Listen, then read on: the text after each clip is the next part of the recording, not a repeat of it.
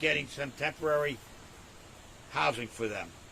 Our county parks and public works is working in Blydenburg Park, where the dam overflowed and is now flooding Jericho Turnpike. We have flooding if anyone came up Nichols Road, just north of the entrance to the university. That road is flooded out. 25A, flooded out. I just came back from Rocky Point. The tops of the roofs of the cars are all covered with mud. There was a huge mudslide that came down on many of the roads that lead to the Sound, including Hageman, Landing Road, and Friendship. So those are damaged. We are dealing with damage reports throughout this county. As a result of that, I am signing a declaration of emergency, which hopefully will get some aid to our local businesses and homeowners, and I'm signing it now to send a plea for help for the businesses and the communities and the homeowners that have been impacted by this storm. We'll just sign that right now.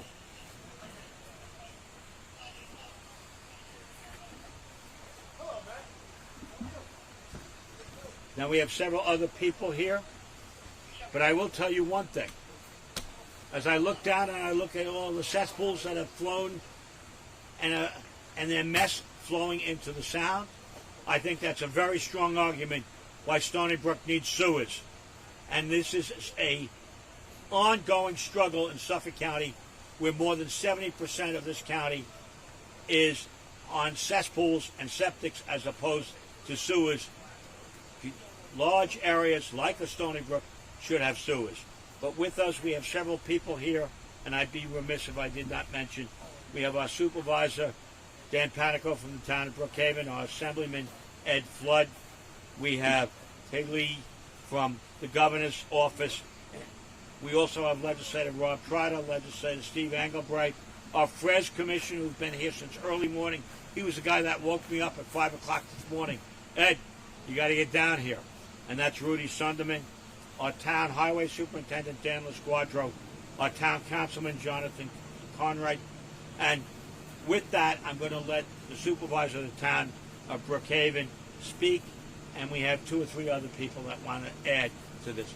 But clearly, our call now is to clean up this mess and rebuild this mill pond and get this community and all the communities that were impacted back to normal. And that's going to take some help from the state and federal government. And of course, the county stands ready to work with our towns and villages to do this. I spoke with the village of Head of the Harbor, the mayor before. He was here earlier this morning. We'll be speaking with all officials to coordinate our efforts and make sure that we get back to normal as quick as possible and clean up this mess. But this is going to take a lot of money, and hopefully we have some state and federal aid, and hopefully the governor is thinking about declaring a limited state of emergency for northern Suffolk County. And with that, our town supervisor, Dan Panico. Well, thank you, Ed, and thank you all for attending. This is an environmental and economic disaster. This mill pond, the last time this occurred was over 100 years ago in 1910. Millions of gallons of water, turtles, fish, everything is downstream, along with the personal belongings of many of the houses that were flooded. This area, this road, Harbor Road, that was washed out is a catastrophe. Connects Brookhaven to Smithtown. It is a well-traveled road. It is a road and rehabilitation project that is going to cost upwards of $10 million that we need state and federal help to overcome.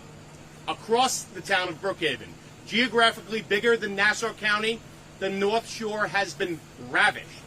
The entire North Shore, we're spending today with our building inspectors, going out also with our highway department. It's all hands on deck in Brookhaven Town, evaluating properties, The house that the county executive spoke about is a bed and breakfast, has been condemned by the town of Brookhaven. It is not safe. We have other homes that are falling into sinkholes. The message today is, number one, we're thankful that there was no loss of life. That's the most important thing. If you need help and you're from Brookhaven Town, we encourage you to call 631-451-TOWN. Again, that's 631-451-TOWN. We want to take all of your information, decide if we can help you directly or pass you to the county. Whomever can get you help. The problems that we have here in Brookhaven are going to take a long time to overcome. This bridge going over to head of the harbor is not going to be fixed in any short order. There will need to be permits gotten, engineering, a major injection of funding. And this mill pond, I want to remind residents, it may be nice and we all may leave. This is not the pond to go and traverse later on during the day. We do not want to be back out here. No one wants to be back out here for an emergency situation trying to save people from this muck and mud. Refrain from your curiosity. Do not head out to Mill Pond. If you need help, we stand together in unison to help you who have been affected by this. I thank the county executive for his support. He's an able and willing partner. We're deeply appreciative, and I'm going to turn it over to Assemblyman, New York State Assemblyman Ed Flood.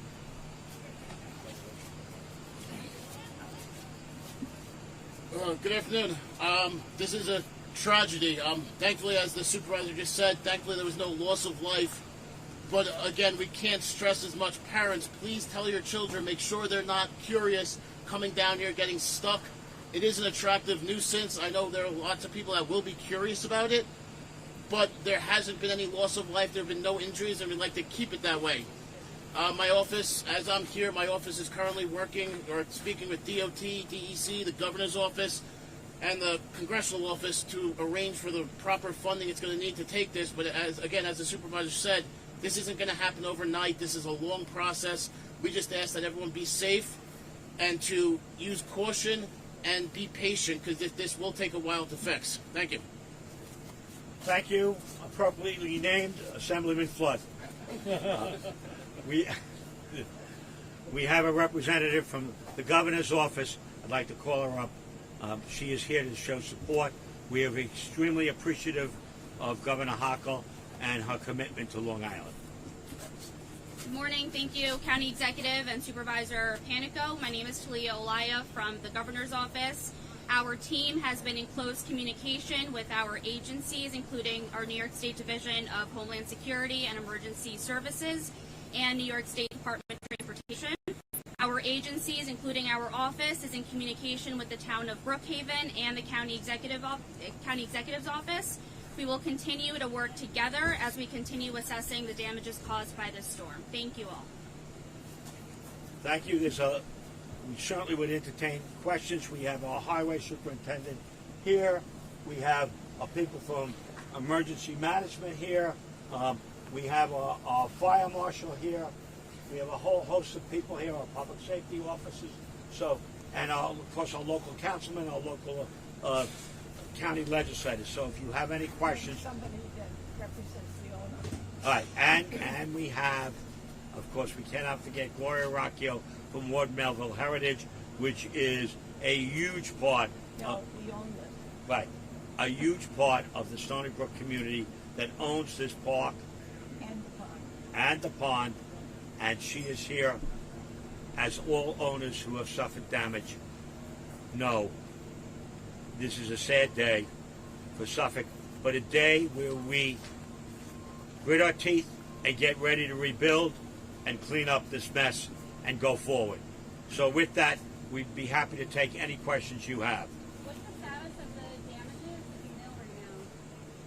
The status of the damages, from what we can estimate right now, and the one thing that we have, which will not be a surprise to the state, we have put drones up to document the before and after. We have drones that have documented the before, now they're documenting the after.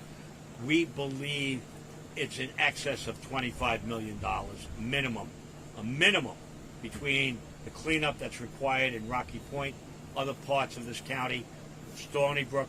So we're thinking 25 million as a minimum, and we will document everything that we do and all the expenditures that will be made, because we will be seeking some hope of state or federal reimbursement, because this is a huge hit on local government, on the town and the county, and the villages along the North Shore. So we will be taking, over the next few days, a catalog of all the damages.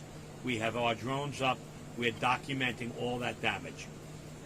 Excuse me, for the representative from the governor's office, hi, Cecilia with News 12. Do you anticipate being able to send money for all of this cleanup? I don't have any comments at this time. Thank you. We can only hope. We can only hope. And I'm noticing there's water running in still. Now, is that runoff still from the storm? Or is No, that's a creek that flowed here that was dammed that made this pond. So that stream will flow all the way into the sound. But now it's clogged with personal effects, cesspool waste, dead fish, dead turtles, all the sadness that we see from a park that was years in the making. And you can talk, Gloria, do you want to talk about the park? I'm short. To answer your question, this is spring fed from the corner of Rhododendron Lane and Main Street. So it'll keep flowing, but nothing to the extent it was. In addition to that, we did have a structural engineer come already to check the grist mill, Stony Brook grist mill, 1751. And it is structurally sound. It's on the state and national register, and so that is important to remember as far as restoration is concerned, that everything should be in keeping. As Mr. Engelbright said, it's important to do that. You should also know that the mill was built in about 600 feet into the pond in 1699, and in 1750 the dam broke. And then once again in the 1800s, and the last time it broke was 1910. So this time we have to make sure that it's really good. Thank you. Do you have your name, please, and your title? Gloria Rocchio, Rochio, and I'm president of the entity that owns the pond. Ward Melville Heritage Association. Yep. Thank you. Organization. Organization. And there's a 2-acre upper pond that we also own. Anyone else? Have you guys reached out to the school districts? Because school's starting in about 2 weeks, plus reroutes, this, that, and the other. They're going to start their practice as well. We haven't reached out to the schools yet. We want to do an assessment of the damages to the road, see how quickly the roads can be repaired. This road is not going to be repaired anytime soon. And then make them aware of that so that they reroute their bus routes. But that will probably come in the next few days. That's a lower priority. The top priority is to catalog the damage, see what's done, see how quickly we can get people in to fix the damage. This will not be fixed, as Supervisor Panico said, for many months. It's going to take some time. I'm going to turn it over to the owner. What's the meeting? Right. What it meant to the community. Yes. Meant a lot to the community. Avalon Park is on the other side. I don't know how they're going to get there now. People love to see that, and part of the pond that we own is in Avalon Park, so that is probably a mud puddle too. Avalon Park is a nature preserve that's one of the best in the county, that's widely visited. I've got to tell you, this is a community that is in shock and despair that their landmark is so damaged by an unexpected storm. This storm was not predicted for northern Suffolk. This storm was over Connecticut and probably traveled south. When you get almost 10 inches of rain, that's a once in 100-year storm, which unfortunately seems to be coming more than we don't. I don't think we're going to have to wait another 100 years, but it tells you the impact that climate change is having to our weather and to some of the things, the natural disasters that happen. To get back to your question too, this park here is also owned by our organization. People come here and we call it Tranquility Park, and it's very sad to see that. There are plaques in the park that talk about the people who lived in Stony Brook and other parts of Long Island. In fact, you can go on a QR code and learn about the people behind the plaques. So it's a very special place. I'm amazed that the park had no damage at all. But now we have to rebuild, and we will, with the help of the men and women that are standing behind me. Thank you. County Executive, any idea on how many cars? We just saw a bunch of cars stuck in water on the way here, countywide, that have been, that are at a loss or damaged, stuck in water. I've tried to take a tour of most of the damage this morning. I was up early. I was over to Rocky Point. I went down to Hagerman Landing Road. All the tops of the cars had mud on it. The mudslide that came down Hagerman Landing Road was easily 7 to 9 feet. That left its mark on the trees, the houses right up to the windows. We had to rescue someone down there from their rooftops. So yes, we've had extensive damage, particularly on the road endings in Rocky Point. As you know, Rocky Point and Sound Beach, a lot of hills, and a lot of it runs down to the Sound. It is where all the water traveled and all the mud. We had several of our catchment basins overflow. We had all types of mud on the roads all over the northern part of Rocky Point and Sound Beach. So yeah, we have extensive damage that we will be cleaning up for the next couple of days. And the guy that's going to talk to that is our Highway Superintendent, Dan Lasquadro. Thank you. Yes, as the county executive rightfully pointed out, the reason why the North Shore was impacted to a greater degree is because of the topography. Water picks up velocity as it travels down into these natural drainage points. Many of these areas were built a very long time ago. They just have catch basins. They do not have sumps or recharge basins, as we call them. Even recharge basins optimally can store 8 inches of water. Catch basin, no more than 2 to 3 inches. This exceeded even the capacity of a modern sump in a modern development. So we saw our systems completely overwhelmed by this volume of water in this short a period of time. We are still, as everyone has been pointing out, in the assessment phase. We have been documenting and finding additional damage all morning. That is going to continue throughout the day and probably for days to come. We will get into the engineering and estimating phase. We have, unfortunately, been through this process with FEMA and the state before, even back to the recovery from Sandy and Isaias. So we are familiar with the process.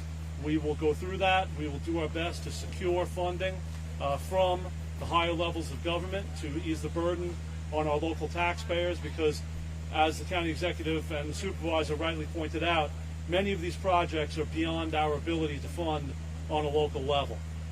So that assistance is necessary and hopefully forthcoming very shortly. This process will take a great deal of time. What is behind us here will require permitting not only from the DC, but from the EPA and from the Army Corps of Engineers as well.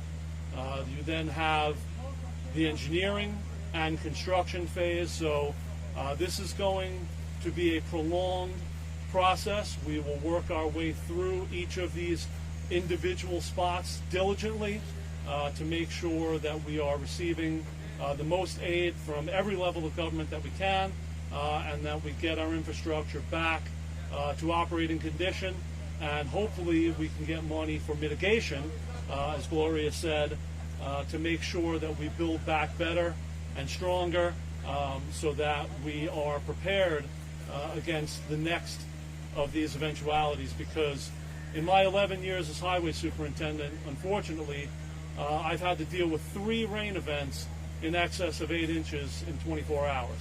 So we can say it's a 100-year or 1,000-year rain event.